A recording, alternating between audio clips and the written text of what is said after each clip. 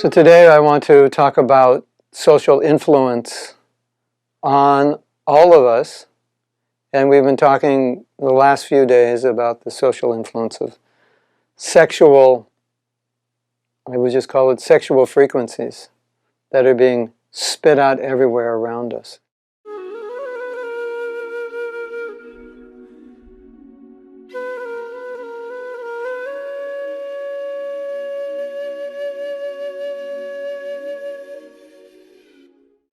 Yesterday I heard something, perhaps you know this, it's very alarming. There's a picture of a baby, and the baby has about 20 logos on its body. And it was said, by the time a child is 6 months old, they recognize logos. That's pretty scary. They recognize the brand and the color. So we are being programmed to be consumers. We are no longer citizens, but we are consumers. We're often, if you listen to the news, sometimes you see we're often referred to as consumers. And as we've been talking about, or briefly we mentioned yesterday, sex sells.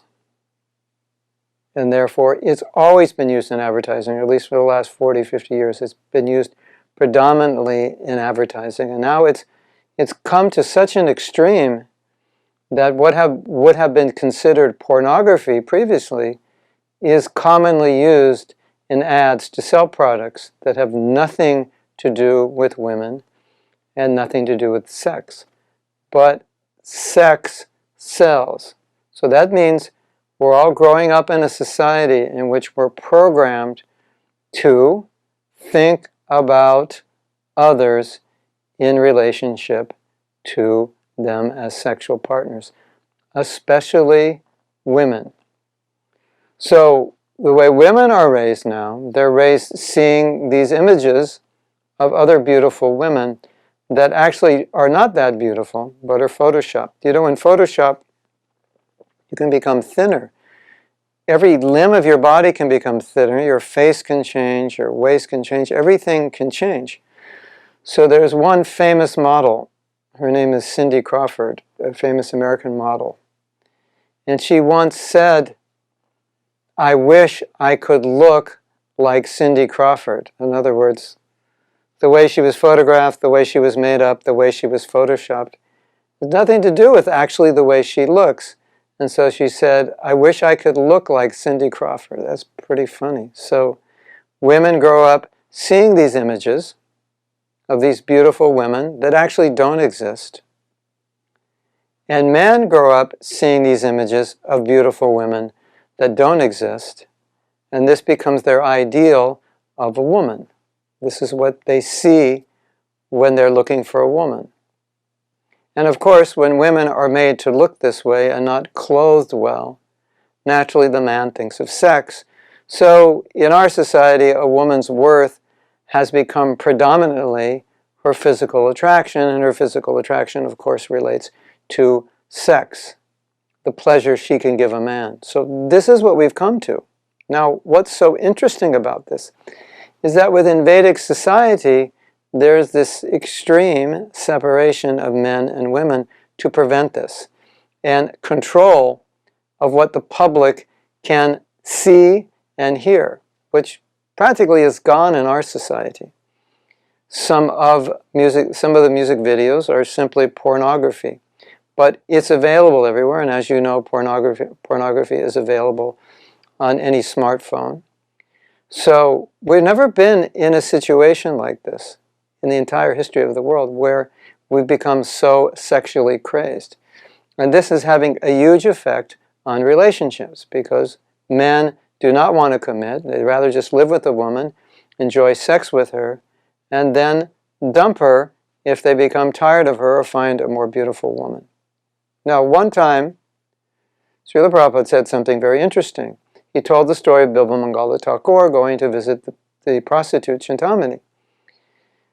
And he said, actually, she wasn't a prostitute, she was his girlfriend. But within Vedic society, if an unmarried man is having sex with an unmarried woman, prostitute girlfriend it's the same thing. Something very funny happened about 10 years ago on a talk show. It's a very conservative religious talk show host, Jewish, not Christian. But a girl called in and was having trouble with her boyfriend. And so this lady's name is Dr. Laura, so she said, "Are you having sexual relations with him?" She said, "Yes." She said, "Are you married to him?" She said, "No." And then Dr. Laura threw her off and said, "Well, how much are you charging him?" And that, of course, threw the girl off. And the girl said, "What do you mean?" He said, "Well, you're his prostitute, so if you're going to be his prostitute, at least get paid for it. Because if you're not married, why are you having sex?"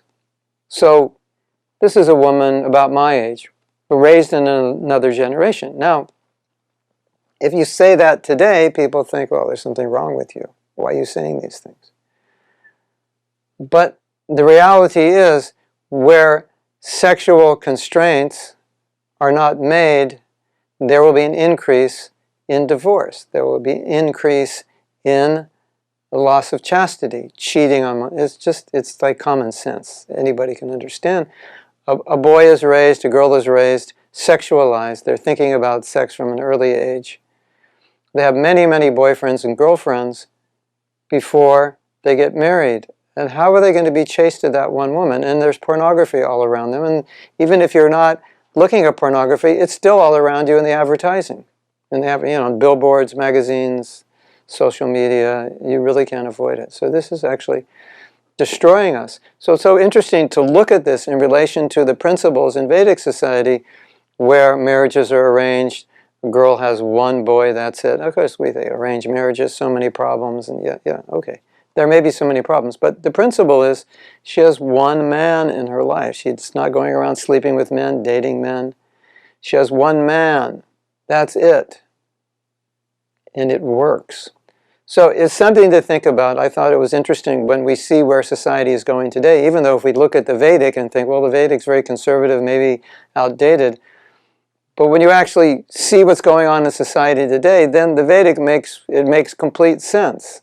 Because Vedic sadhus understood that unless there is sexual control, unless there is chastity, unless there is separation of the sexes to a healthy degree within society, there's going to be unwanted pregnancy, there's going to be divorce, there's going to be men and women living together, there's going to be venereal disease. It's going to be a total mess. And we're seeing the mess, and it's just getting worse.